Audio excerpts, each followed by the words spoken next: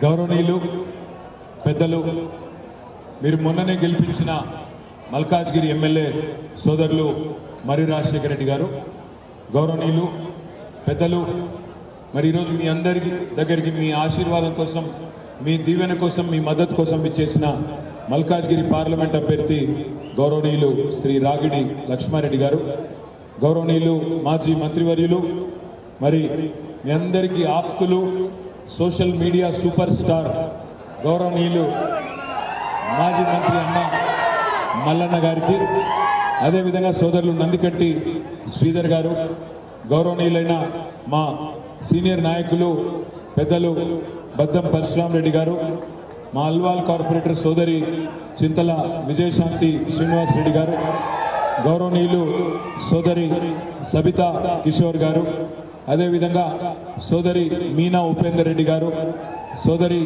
సునీత రాము యాదవ్ గారు, ఇంకా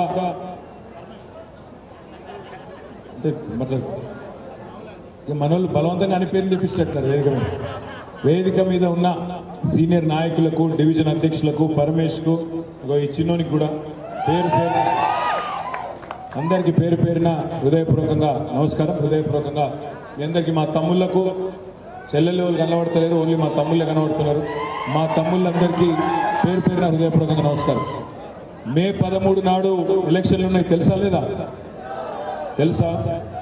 long weekend కూడా ఉంది, తెలుసా? జంపా? మరి జంపా ఉంటారా? పక్కానా? నమ్మొచ్చా? నాకు డౌటే. 4 రోజులు హాలిడేస్ ఉన్నాయి వరుసగా. నాకు తెలిసి వీళ్ళు అటు ఇటు పోయే బ్యాచ్. ఉంటారా? ఏ గుర్తు మనది? పక్కానా? మన రాజశేఖర్ కోటేసిండ్రా? అరే మీరు కాదురా భయ్, వాళ్ళు.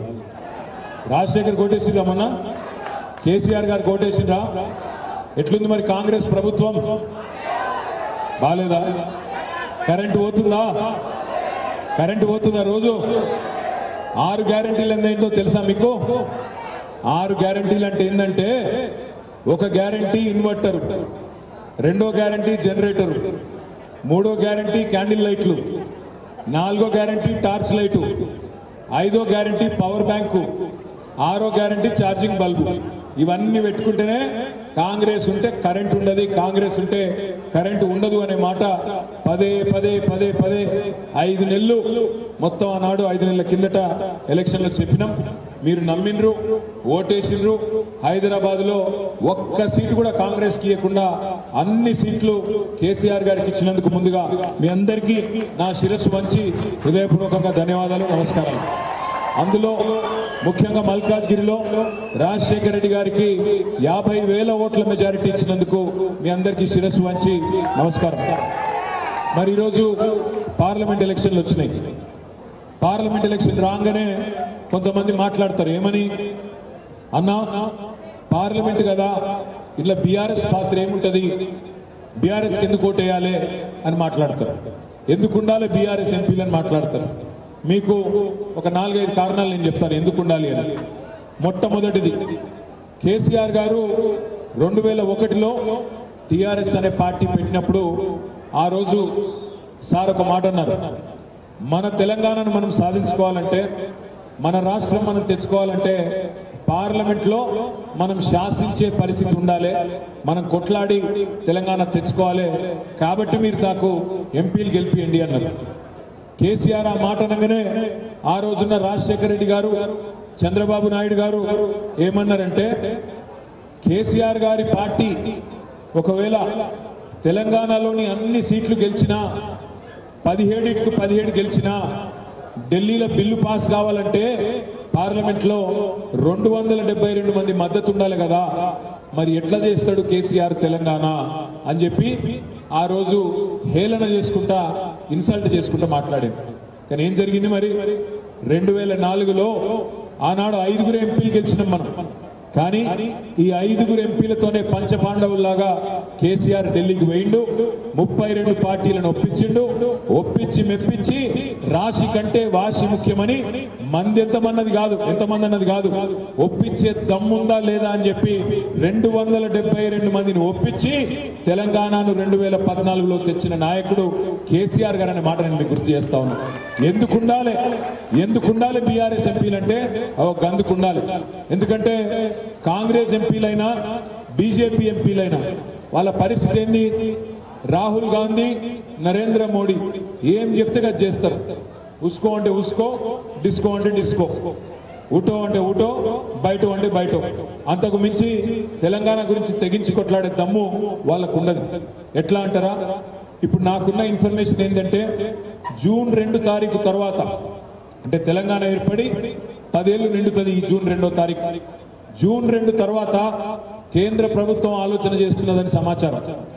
10 ఏళ్లు ఉమ్మడి రాజధానిగా ఉన్న హైదరాబాద్ ను రేపటి రోజున కేంద్ర పాలిత ప్రాంతం చేసి తన గుప్పిట్లో పెట్టుకోవాలి, యూనియన్ టెరిటరీ చేయాలని భారతీయ జనతా పార్టీ అదేవిధంగా ఇప్పుడున్న కేంద్ర ప్రభుత్వం ఆలోచన చేస్తా ఉన్నది. మరి రేపు కేంద్ర పాలిత ప్రాంతం అయితే ఏమవుతుందంటే హైదరాబాద్ లో మీకు ఒక చిన్న విషయం చెప్తా. మీ పక్కనే మల్కాజ్గిరి పక్కకే ఉంటది కంటోన్మెంట్. జూబ్లీ బస్ స్టాండ్ నుంచి ఇటు కరీంనగర్ పోయే రోడ్డు మీ అల్వాల మీకెళ్ళి పోతుంది. అక్కడ ఒక స్కైవే కడదాం, హైదరాబాద్ లో 36 ఫ్లైఓవర్లు కట్టినాం కదా, అట్లనే బ్రహ్మాండమైన ఒక 11 కిలోమీటర్ల స్కైవే కడదామని చెప్పి 10 ఏళ్లు ప్రయత్నం చేసినాం. అట్లాగే ఇటు ప్యాట్నీ నుంచి కొంపల్లి దాకా ఒక స్కైవే కడదామని చెప్పి 10 ఏళ్లు ప్రయత్నం చేసినాం. కానీ మధ్యలో ఉండే కంటోన్మెంట్ ఏరియాలో ఏవైతే డిఫెన్స్ ఏరియాలు, రక్షణ శాఖ భూములు ఉన్నాయో, డిఫెన్స్ వాళ్ళ మిలిటరీ వాళ్ళ భూములు ఉన్నాయో వాళ్ళు ఇవ్వవలసింది కేవలం 100 ఎకరాలు. మనం రోడ్డు విస్తరించి రోడ్డు వైడెన్ చేసి స్కైవే కట్టాలంటే వాళ్ళ ల్యాండ్స్ కొన్ని ఎఫెక్ట్ అవుతున్నాయి. 10 ఏళ్ళు అడిగినాం, ఇంచు జాగియలే. 100 ఎకరాలు ఇస్తే 500 ఎకరాలు ఇస్తామని చెప్పినాం, ఇయ్యలేదు. ఎందుకు చెప్తున్నా ఈ మాట అంటే కేంద్ర పాలిత ప్రాంతం కింద హైదరాబాద్ అయితే ఇక్కడ ఒక చిన్న మోరీ కట్టాలన్నా, చిన్న నాలా కట్టాలన్నా, చిన్న రోడ్ వేయాలన్నా మన జుట్టు తీసుకుపోయి ఢిల్లీ చేతులు పెట్టినట్టు అవుతుంది. ఒక చిన్న పని కూడా చేసుకునేందుకు అవకాశం ఉండదు. దానికి ఉదాహరణ ఎట్లా అయితే మీ మల్కాజ్గిరి నియోజకవర్గంలో, మీ కంటోన్మెంట్ నియోజకవర్గంలో భూములు ఇవ్వకుండా మనల్ని కేంద్ర ప్రభుత్వం ఆగం చేసిందో అదే ఉదాహరణ. రేపు కేంద్ర పాలిత ప్రాంతం కింద హైదరాబాద్ అయితే హైదరాబాద్ లో అభివృద్ధి ఆగిపోతుంది. ఒక కొత్త రోడ్ వేయనియరు, ఒక మోరిగట్టనియరు, ఒక్క మనిషిని రాష్ట్ర ప్రభుత్వాన్ని పని కూడా చేయనియరు. మరి దాన్ని అడ్డుకోవాలంటే ఈ గులాబీ కండువా పార్లమెంట్ లో ఉండాలి. ఈ రాగిడి లక్ష్మారెడ్డి గారు రేపు పార్లమెంట్ లో ఉండాలి. ఎందుకంటే అడగందే అమ్మ కూడా పెట్టదు. ఇప్పుడు మీకు ఆకలి అవుతుంది అనుకో, అమ్మ ఆకలి అవుతుంది అన్నం పెట్టు అంటేనే పెడుతుంది, అంతేగాని లేకపోతే అమ్మ కూడా ఆకలి తెలుసుకొని ఆటోమేటిక్ గా పెట్టదు. అడగందే అమ్మ కూడా పెట్టది. మరి కేంద్రంలో ఉన్నదేమో సవతి తల్లి, అది మామూలు అమ్మ కూడా కాదు, సవతి తల్లి. మరి సవతి తల్లిని కొట్లాడాలి, 4 ప్రాజెక్టులు తెలంగాణకు కావాల్సినవి రావాలంటే బీజేపీ వాళ్ళతోని కాంగ్రెస్ వాళ్ళతోని చేత కాదు, వాళ్ళ వల్ల కాదు. ఎందుకంటే వాళ్ళు ఢిల్లీ గులాములు. మళ్ళా కావాలంటే ఇదే గులాబీ కండువా ఎగరాలే, ఖచ్చితంగా పార్లమెంట్ లో మన గొంతు మోగాలే. అక్కడ రాగిడి లక్ష్మారెడ్డి గారు రేపు మల్కాజ్గిరి నుంచి కొట్లాడాలి, అవసరమైతే గల్లా వట్టి నిలదీసి మాకు రావాల్సింది మాకు ఎందుకు ఇయ్యవు అని నిలదీసే ధైర్యం ఉండాలంటే కేసీఆర్ సైనికులు ఉండాలి తప్ప కాంగ్రెస్ బీజేపీ వాళ్ళతోని ఊదుగాలది, పీరిలేవది, గందుకుండాలే మనోళ్ళు. 3వ మాట, ఇవాళ మోడీ ప్రభుత్వం రిజర్వేషన్లను రద్దు చేసి ఆలోచన చేస్తా ఉంది. ఎస్సీ రిజర్వేషన్లు, ఎస్టీ రిజర్వేషన్లు, బీసీ రిజర్వేషన్లు, మైనారిటీ రిజర్వేషన్లు, అగ్రవర్ణాల్లో ఉండే పేదల రిజర్వేషన్లు కూడా రద్దు చేయాలి. అవసరమైతే రాజ్యాంగమే తీసవతల బారేయాలనే ఆలోచన మోడీ ప్రభుత్వం చేస్తున్నది. మరి రద్దు చేయనా రిజర్వేషన్లన్నీ? అగ్రవర్ణాల పేదల రిజర్వేషన్లు, బీసీ రిజర్వేషన్లు, ఎస్సీ రిజర్వేషన్లు, ఎస్టీ రిజర్వేషన్లు రద్దు చేయనియా ఉండాలా? ఆవాజ్ నై సునాయి దేరా? ఉండాలనా పోవాలనా? ఉండాలంటూ చేయలేవట్టు. ఉండాలి అనుకున్నటోళ్ళు రేపు వాళ్ళని కొట్లాడాలంటే ఈ గులాబీ కండువా ఉండాలి, ఈ రాగిడి లక్ష్మారెడ్డి గారు పార్లమెంట్ ఉండాలి. ఎందుకంటే కాంగ్రెస్ తోని బీజేపీని కొట్లాడే పరిస్థితి లేదు. మీరు ఒక్క మాట ఆలోచించండి, కాంగ్రెస్ పార్టీ ఈ భారతదేశంలో ఎక్కడెక్కడైతే ప్రభుత్వాల్లో ఉండేనో అక్కడక్కడ బీజేపీ పోయి అల్కగా వాళ్ళని ఉడగొట్టింది, వాళ్ళ ప్రభుత్వాలను పడగొట్టింది. కర్ణాటకలో గాని, మధ్యప్రదేశ్లో గాని, గోవాలో గాని ఎక్కడెక్కడ కాంగ్రెస్ ప్రభుత్వం ఉండేనో అక్కడక్కడ అల్కగా పడగొట్టింది. అదే కేసీఆర్ ప్రభుత్వాన్ని పడగొట్టే ప్రయత్నం చేసింది తెలంగాణలో, మన 4 ఎమ్మెల్యేలను కొనుగోలు చేసి. అదే విధంగా మమతా బెనర్జీ ప్రభుత్వాన్ని బెంగాల్లో పడగొట్టే ప్రయత్నం చేసింది. జార్ఖండ్ లో హేమంత్ సోరెన్ ప్రభుత్వాన్ని పడగొట్టే ప్రయత్నం చేసింది. అదే విధంగా తమిళనాడులో స్టాలిన్ గారి ప్రభుత్వాన్ని పడగొట్టే ప్రయత్నం చేసింది. ఢిల్లీలో కేజ్రీవాల్ ప్రభుత్వాన్ని పడగొట్టే ప్రయత్నం చేసింది. బీజేపీ ఎక్కడెక్కడైతే కాంగ్రెస్ ప్రభుత్వం ఉండేనో అక్కడనేమో అల్కగా పడగొట్టగలిగింది. కానీ ఎక్కడెక్కడైతే గట్టి లీడర్లు ఉండేనో, కేసీఆర్ లాగా, కేజ్రీవాల్ లాగా, స్టాలిన్ లాగా, మమతా బెనర్జీ లాగా, హేమంత్ సోరెన్ లాగా అక్కడ బీజేపీ ఆటలు సాగలేదు. ఈ మాట ఎందుకు చెప్తున్నా అంటే, ఎందుకు ప్రాంతీయ శక్తులు బలంగా ఉండాలి, ఎందుకు లీడర్లు గట్టిగా ఉండాలంటే, రాహుల్ గాంధీతోని మోడీని కొట్లాడే దమ్ము ఆయనకు లేదు, రాహుల్ గాంధీ వల్ల కాదు. అందుకే మిమ్మల్ని నేను ప్రార్థించేది, మిమ్మల్ని రిక్వెస్ట్ చేసేది, ఇక్కడికి వచ్చిన బంద్కరో ఫోన్ గతగానం ఫోన్ నుండి బయటకు రాడు. నేను మిమ్మల్ని అందరిని అడిగేది ఏంటంటే, ఈ 5 నెలల్లో కేసీఆర్ ప్రభుత్వం దిగిపోయిన తర్వాత 5 నెలల్లో మీ అందరు నేను ఒక్కడే ప్రశ్న అడుగుతా, సిన్సియర్గా చెప్పండి, సిన్సియర్గా సమాధానం చెప్పండి. కేసీఆర్ ప్రభుత్వం ఉన్నప్పుడే బాగుండే అనుకునేటోళ్ళు ఒక్కసారి చేయలేవట. పక్కానా నేను అడిగినందుకు మోమాటానికి లేవాడుతున్నాను. అయితే థ్యాంక్ యూ. అయితే నేను మీకు ఒక చిన్న ఉపాయం చెప్తా. మీరు చేయవలసిందల్లా ఒకటే, కేసీఆర్ ఉన్నప్పుడే బాగుండే అనుకుంటే మీరు మే 13 నాడు మాకు ఓటేయండి, 10-12 ఎంపీలు ఇవ్వండి. 6 నెలల్లో తిరిగి కేసీఆర్ 6 నెలల్లో తిరిగి రాష్ట్ర రాజకీయాన్ని శాసించే పరిస్థితి వస్తుంది. 6 నెలలనే తిరిగి రాష్ట్ర రాజకీయాన్ని కేసీఆర్ గారు శాసించే పరిస్థితి వస్తుంది. ఓటేసేటప్పుడేమో వేరే వాళ్ళకేసి ఆ తర్వాత బాధపడితే లాభం లేదు. ఇవాళ ఇక్కడ ఉన్న అభ్యర్థులను కూడా మీరు ఆలోచన చేయాలి. మల్కాజ్గిరిలో ఇవాళ కాంగ్రెస్ అభ్యర్థి, ఆమె పాపం మీ ఊరు కాదు, తాండూరు. ఆమె ఈ సీటు కూడా అడగలేదు. ఆమె అడిగింది చేవెళ్ళ. బలవంతంగా తెచ్చుకొని రుద్దిండ్రు. ఆమెకి ఇక్కడ ఎవడు తెలియదు. నా జాన్ నా పహచాన్ ఆగే హమారే బన్నే మెహమాన్. పాపం ఆమెకి ఎవడు తెలియదు. ఇక్కడ ఏదో బలవంతంగా తీసుకొచ్చి రేవంత్ రెడ్డి ఇక్కడ ఇడిచి పెడితే అట్లా తిరుగుతా ఉంది తప్ప ఎవడు కూడా తెలియదు. రేపు మీరు ఓడగొట్టాక మళ్ళా పోవాలి, తాండూరుకే పోవాలి. ఇక బీజేపీ, నేను ఇంకొక మాట అడుగుతా మా తమ్ముళ్ళందరినీ, మా చెల్లెలను కూడా. రేవంత్ రెడ్డి గారు 5 నెలల కిందట చాలా మాటలు చెప్పిండు. ఏం చెప్పిండు? ఆడపిల్లలకు స్కూటీలు ఇస్తా అన్నాడు, పెళ్లి చేసుకుంటే తులం బంగారం ఇస్తా అన్నాడు, మా తమ్ముళ్ళందరికీ నెలకు 4,000 నిరుద్యోగ భృతి ఇస్తా అన్నాడు, రైతులకు 2 లక్షల రుణమాఫీ చేస్తా అన్నాడు, క్వింటాల్కి 500 బోనస్ ఇస్తా అన్నాడు, నెలకు ఆడపిల్లలకు 2,500 రూపాయలు ఇస్తా అన్నాడు. ఇందులో ఏ ఒక్కటన్నా అమలైందా? తులం బంగారం వచ్చిందా? మీకు ఎందుకు వస్తుందా మీ తులం బంగారం? మీరు ఆడపిల్లలు కాదు కదా. తులం బంగారం రాలే, నెలకు 2,500 రాలే, ముసలులకు 4,000 పడలేదు, ఆడపిల్లలకు స్కూటీలు రాలేదు, రైతుకు రుణమాఫీ జరగలేదు. 5 నెలల నుంచి ఏం చేస్తున్నాయా రేవంత్ రెడ్డి అంటే, చిల్లర మాటలు, కుద్దెర పనులు, నోటికి వచ్చినట్టు బూతులు తిట్టుడు, ఇష్టం వచ్చిన మాటలు మాట్లాడు. ఏం మాటలు మాట్లాడుతుండు మీరు చూస్తున్నారు. ఏమంటాడు ముఖ్యమంత్రి? నేను లంకె బిందెలు ఉంటాయనుకొని వచ్చినా, ఇక్కడ లంకె బిందెలు లేవు, ఖాళీ కుండలు ఉన్నాయి అని చెప్పి రేవంత్ రెడ్డి గారు ఇక్కిలిస్తా ఉన్నాడు. నేను అడుగుతా ఉన్నా, మీరు చెప్పాలి నాకు.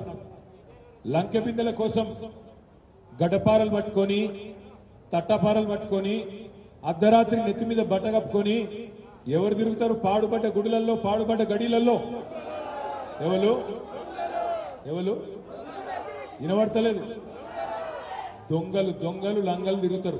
లంక బిందెల కోసం వాటిని ఎతికేందుకు గవాలు తిరుగుతారు. మరి రేవంత్ రెడ్డి గారు ఇదివరకు ఏం చేస్తున్నారో నాకు తెలియదు. ఆయన భాష ఏంది నాకు అర్థం కాక అడుగుతా. నా కొడకల్లారా, పేగులు మెడలేసుకుంటా అంటున్నాడు. పేగులు మెడలేసుకుంటాడు ఎవడన్నా ముఖ్యమంత్రి? బోటి కొట్టేటోడా ముఖ్యమంత్రి? లేకపోతే నాకు తెలియక అడుగుతా. పేగులు మెడలేసుకుంటాడట. ఇంత అన్యాయంగా మాట్లాడతాడు ఎవడన్నా. ఇంకా ఘోరం, జేబులా కత్తెర పెట్టుకొని తిరుగుతున్నా అని చెప్తుండ్రు రేవంత్ రెడ్డి. జేబుల నడ కత్తెర పెట్టుకొని తిరుగుతున్నాడ. జర్ర అటు ఇటు అయితే డేంజర్ కాదట. మీ జేబుల కత్తెర జర చెప్పుర్రు ఎవరైనా. ఏమైంది? నిన్నగాక మొన్న సూర్యాపేటలో ఆ ఫ్రీ బస్సు మొదలు పెట్టిరుగా, ఇక ఫ్రీ బస్ అంటే ఏందో నాకంటే బాగా మీకే తెలుసు. అందులో పాపం ఆడోళ్ళకేమో సీట్లు దొరుకుతలేవు, మగవాళ్ళేమో పైసలు పెట్టి టికెట్లు కొనుక్కుంటే వాళ్ళకు కూడా నిలుసుకుంటూ తప్పలేదు. లొల్లి అవుతాయి. 40 మంది ఎక్కే బస్సులో 90 మంది ఎక్కాలి, గుద్దుకోవాలి, సావాలి సీట్ల కోసం. ఎన్నడూ చూడని దృశ్యాలు చూస్తా ఉన్నాం. ఆఖరికి లేడీస్ కూడా ఫుడ్ బోర్డింగ్ చేస్తాను. నేను హైదరాబాద్లో చూస్తా ఉన్నాను. అయితే ఆ ఫ్రీ బస్సులో జేబు దొంగలు కూడా మోపాయి. సూర్యాపేటలో కానీ పట్టుకున్నారు దొంగను, పట్టుకొని పోలీసులు తీసుకుపోయారు. వాని అడిగిన రే పైసలు తీరా, పైసలు తీయాలి. నేను కొట్టేయలేదు సార్ జేబు అన్నాడు. కొట్టేయలేదంటే మరి మొత్తం పాపం ఎతికింది, బాడీ సెర్చ్ చేసింది. జేబులో కత్తెర దొరికింది. కత్తెర దొరకంగానే అన్నాడు, మరి అరే నువ్వు జేబులు కొట్టకపోతే నీ జేబులో కత్తెర ఎందుకుందిరా? వాడేమన్నాడు ఎరికేనా? అవును సార్, రేవంత్ రెడ్డి పెట్టుకొని తిరుగుతానేమో అడుగుతలేవు, నేను పెట్టుకొని తిరుగుతా అడుగుతావా సార్ నువ్వు? ఎవడన్నా ముఖ్యమంత్రి నేను జేబులో కత్తెర పెట్టుకొని తిరుగుతున్నా అని చెప్తాడా? నాకు అందుకే అంటున్నా, ఇట్లా మన తెలంగాణ పిచ్చోని చేతుల రాయి లెక్క తయారైంది. కరెంట్ ఇయ్యస్తలేదు, మంచినీళ్ళు ఇచ్చే తెలివి లేదు, మహిళలకు ఇచ్చిన మాట నిలబెట్టుకునే ముఖం లేదు. ఏమన్నంటే పేగులు కోస్తా, మెడలేసుకుంటా, మానవ బాంబునైతా, మన్నైతా, మశానమైతా, ఈ డైలాగులు సినిమాల ఆ విలన్ డైలాగులు తప్ప ఒక్కటంటే ఒక్కటి మంచి పని చేసిన పాపన మాత్రం 5 నెలలు పోలే. హైదరాబాద్ లోనైతే కొత్త ఇండస్ట్రీస్ వచ్చుడు దేవుడెరుగు, ఉన్న ఇండస్ట్రీసే వాపసు పోతున్నాయి. మొన్ననే కార్నింగ్ అనే ఇండస్ట్రీ చెన్నైకి వెళ్ళిపోయింది. అదేవిధంగా కేన్స్ టెక్నాలజీస్ అని 3700 కోట్ల పెట్టుబడి మన ప్రభుత్వం ఉన్నప్పుడు కష్టపడి తెచ్చినాం, వాళ్ళు గుజరాత్కి వెళ్ళిపోయారు. మీకు ఉద్యోగాలు రేపు ఉన్నాయి, వీళ్ళు ఆపుకునే తెలివి కూడా వీళ్ళకి లేదు. ఫార్మా సిటీ మనం మొత్తం తయారు చేసి పెడితే దాన్ని రద్దు చేసి పారేసింది. అందుకే నేను అడిగేది, ఇట్లా తెలివి తక్కువలకు అవకాశం ఇస్తే పరిపాలన చేత కాదు, కేవలం బూతులు తిట్టుడు మాత్రమే తెలిసిన వాళ్ళకి అవకాశం ఇస్తే కరెంటు రాదు, మంచినీళ్లు ఉండయి, ఉద్యోగాలు రావు, రియల్ ఎస్టేట్ డమాలు, ఇచ్చిన ఒక్క గ్యారంటీ నిలుపుకున్న ముఖం లేదు. ఇక బీజేపీ వాళ్ళు ఉన్నారు, వాళ్ళు ఇవాళ పోటీ పడుతున్నారు. ఇక్కడికి వచ్చిన మా తమ్ముళ్ళని అడుగుతా ఉన్నా, ఏం చెప్తారు బీజేపీ వాళ్ళు? ఓటు ఎందుకు వేయాలి అంటే జై శ్రీరామ్ ఒకటే చెప్తారు, అంతేనా? ఇంకేమైనా ఉందా? 10 ఏళ్లు ప్రధానమంత్రిగా పనిచేసిన వ్యక్తి, 10 ఏళ్లు, 1 కాదు 2 కాదు, 10 ఏళ్లు ప్రధానమంత్రిగా పనిచేసిన వ్యక్తి ఒక్క పని చూపెడతాడా? హైదరాబాద్ లో ఈ పని చేసింది నా ప్రభుత్వం కాబట్టి నాకు ఓటేయండి అని ఒక్క పని చేసిండా? ఒక్క ఇన్స్టిట్యూషన్ కట్టిండా? ఒక దవాఖాన కట్టిండా? ఒక గుడి కట్టిండా? ఒక్క పరిశ్రమ తెచ్చిండా? ఎందుకు ఓటేయాలంటే ఒకటే ఒక్కటి, రామ మందిరం కట్టినాం, ఇక గుద్దుని. నేను 10 ఏళ్లు ప్రధానమంత్రి పదవి ఇచ్చిన ఒక్క హామీ నిలబెట్టుకోలేదు. వీడికి వస్తుంటే నేను చూసిన బస్ స్టాప్ల మీద రాసిండు మోడీ గ్యారంటీ అని రాసిండు కదా, మొత్తం ఊరంతా మోడీ గ్యారంటీ. మీరు 10 ఏళ్ల కింద చిన్నపిల్లలు మీకు తెలియదు కాబట్టి చెప్తున్నా, 10 ఏళ్ల కింద కూడా ఈ బడాబాయ్, ఈ పెద్ద మనిషి ఇట్లనే డైలాగులు కొట్టిండు. ఏమన్నాడు తెలుసా? ఆ రోజు నాకొక్కసారి ప్రధానమంత్రిగా అవకాశం ఇవ్వండి, నల్లధనం మొత్తం, బ్లాక్ మనీ మొత్తం వెనుకకు తెచ్చి ప్రతి కుటుంబానికి భారతదేశంలో 15 లక్షల రూపాయలు ఇస్తా అని చెప్పిండు 2014లో నరేంద్ర మోడీ. ఇచ్చిండా? వచ్చిన 15 లక్ష ఎవరికన్నా? సంవత్సరానికి 2 కోట్ల ఉద్యోగాలు ఇస్తా, 2 కోట్ల ఉద్యోగాలు ఇస్తా అని చెప్పిండు సంవత్సరానికి. మరి 10 ఏళ్ళైంది, 20 కోట్ల ఉద్యోగాలు ఇవ్వాలి, ఇచ్చిండా? ఇయ్యలేదు. రైతుల ఆదాయం డబల్ చేస్తా అన్నాడు, రైతుల ఆదాయం 2022 సంవత్సరం కల్లా డబల్ చేస్తా అన్నాడు, అది కూడా దిక్కులేదు. బుల్లెట్ రైళ్లను ఉరికిస్తా భారతదేశంలో అన్నాడు, అది కూడా దిక్కులేదు. ఇండియాను $5 ట్రిలియన్ ఎకానమీ చేస్తా అన్నాడు, అది కూడా దిక్కులేదు. అన్నిటికీ మించి ఒక మాట చెప్పిండు, నేను ధరలను తగ్గిస్తున్నా, పెరుగుతున్న ధరలను తగ్గిస్తా అన్నాడు. నేను ఒక మాట అడుగుతా ఉన్నా, పెట్రోలు మోడీ గారు వచ్చినాడు పెట్రోల్ ధర 70 రూపాయలు, ఇవాళ ఎంత అయింది పెట్రోల్ ధర? ఇక్కడ అందరూ బండ్లున్న వాళ్ళందరూ శైలా ఉంటారు, ఒకసారి సొంత బండ్లున్న వాళ్ళు అందరికి ఉన్నాయి. బండ్లున్న వాళ్ళందరూ నేను అడుగుతున్నా, మోడీ వచ్చినాడు 2014లో పెట్రోల్ ధర 74, ఇవాళ 110 రూపాయలు. ఏమైతుంది? పెట్రోల్ డీజిల్ రేట్లు పెరిగితే కూరగాయలు పెరుగుతాయి ధరలు, పప్పు ధర పెరుగుతుంది, ఉప్పు ధర పెరుగుతుంది, నూనె ధర పెరుగుతుంది, చింతపండు పెరుగుతుంది, బస్ కిరాయిలు పెరుగుతాయి, మీ జేబు ఖర్చు కూడా పెరుగుతుంది. మరి ఎట్లా పెరిగినాయి పెట్రోల్ డీజిల్ ధరలు మీకు తెలవాలి. 2014లో మోడీ ప్రధానమంత్రి అయినాడు, ఎందుకంటే మన భారతదేశంలో క్రూడ్ ఆయిల్ దొరకదు. క్రూడ్ ఆయిల్ అంటే ముడి చమురు. మన దగ్గర పెట్రోల్ డీజిల్ డైరెక్ట్ గా దొరకదు. క్రూడ్ ఆయిల్ తీసుకోవాలి, క్రూడ్ ఆయిల్ ని రిఫైన్ చేయాలి, రిఫైనరీలో రిఫైన్ చేసినాక అందులోకెళ్ళి పెట్రోల్ డీజిల్ తయారైతుంది. మన దేశంలో దొరకదు క్రూడ్ ఆయిల్, గల్ఫ్ దేశాల్లో దొరుకుతుంది. ఆడికెళ్ళి తెచ్చుకోవాలి, బ్యారెల్ చొప్పున తెచ్చుకోవాలి. ఒక బ్యారెల్ క్రూడ్ ఆయిల్ ధర మోడీ ప్రధానమంత్రి అయినాడు $100 2014. ఇవాళ 10 ఏళ్ల తర్వాత బ్యారెల్ క్రూడ్ ఆయిల్ ధర $84, అంటే $16 తగ్గింది. $16 తగ్గింది. మరి క్రూడ్ ఆయిల్ ధర తగ్గితే పెట్రోల్ డీజిల్ రేట్లు తగ్గాలనా పెరగాలనా? తగ్గాలా పెరగాల? ఇక్కడికి వెళ్ళి ఆవాజ్ నీ ఆరా. తగ్గాలా పెరగాల? మరి పెరిగినాయి. ఎట్లా పెరిగినాయి? State taxes పెరగలే. ఏ స్టేట్లో అయినా సరే మొత్తం భారతదేశంలో పెట్రోల్ డీజిల్ ధరలు 35, 40, 50 రూపాయలు పెరిగినాయి. ఎట్లా పెరిగినాయి అంటే మోడీ గారి ప్రభుత్వం 34% అడిషనల్ ట్యాక్స్ వేసింది. 34% అడిషనల్ ఎక్సైజ్ డ్యూటీ సెస్. ఎందుకు వేసినవయ్యా మోడీ గారు అంటే ఆయన అంటాడు, మరి నేను జాతీయ రహదారులు కట్టొద్దా అంటాడు. నేను అడుగుతున్నా మా తమ్ములను, ఇలా ఇక్కడి నుంచి మీరు కరీంనగర్ పోయినా, ఇక్కడి నుంచి నిజామాబాద్ పోయినా, ఇక్కడి నుంచి విజయవాడ పోయినా, ఇక్కడి నుంచి కర్నూలు పోయినా, ఇక్కడి నుంచి బీదర్ పోయినా, గుల్బర్గ పోయినా, ఎటు పోయినా జాతీయ రహదారి మీదకి పోవాలి హైదరాబాద్కి. ఏ ఒక్కటన్నా, ఏ ఒక్క రోడ్ అన్నా టోల్ ఫ్రీ రోడ్ ఉందా? టోల్ కట్టనవసరం లేని రోడ్ ఉందా? ఎటు పోయినా టోల్ కట్టాలి. వీడికెళ్ళి మా సిరిసిల్ల పోవాలంటే నేను కామారెడ్డి మీదకి వెళ్ళి రాను ఓను 360 రూపాయలు కట్టాలి.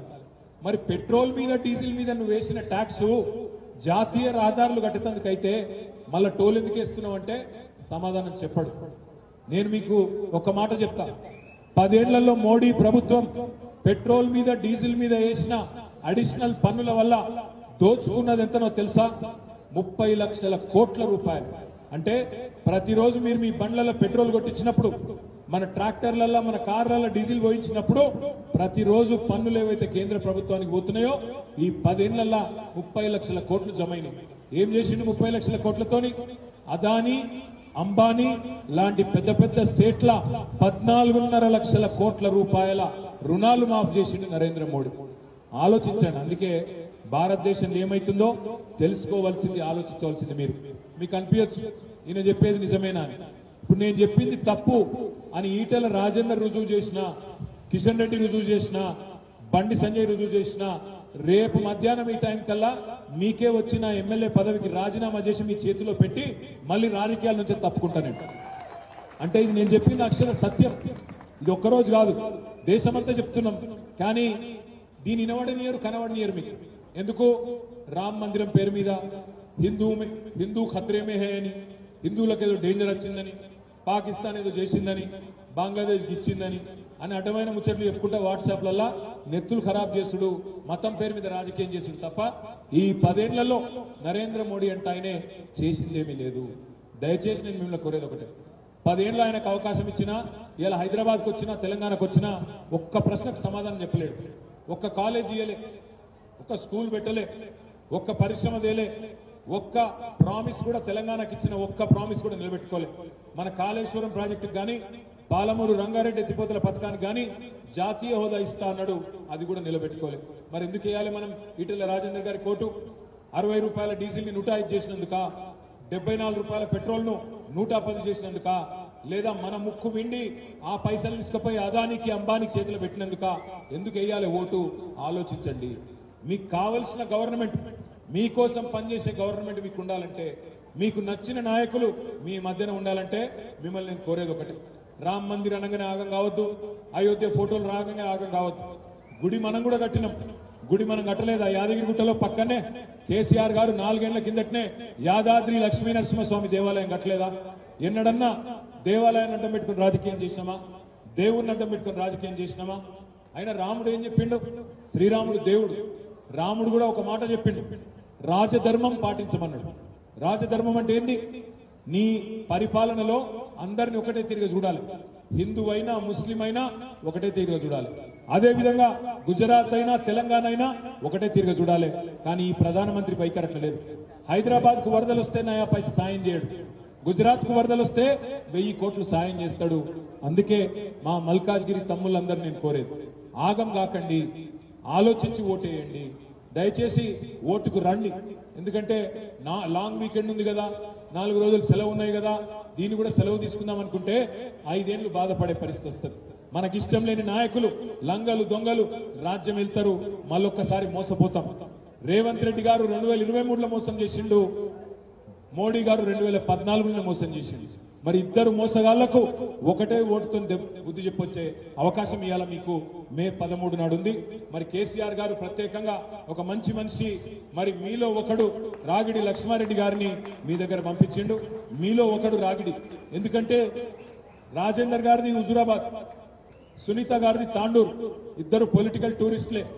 మే 13 తర్వాత మళ్ళా కనబడరు మీకు, మళ్ళా వాళ్ళ ఊర్లోకి వెళ్ళిపోతారు. ఈయన మాత్రం ఇక్కడనే ఉప్పల్లో ఉంటాడు, మల్కాజ్గిరిలో ఉంటాడు. మీరు ఏ సమస్య ఉన్నా రేపు పిలిస్తే వస్తాడు.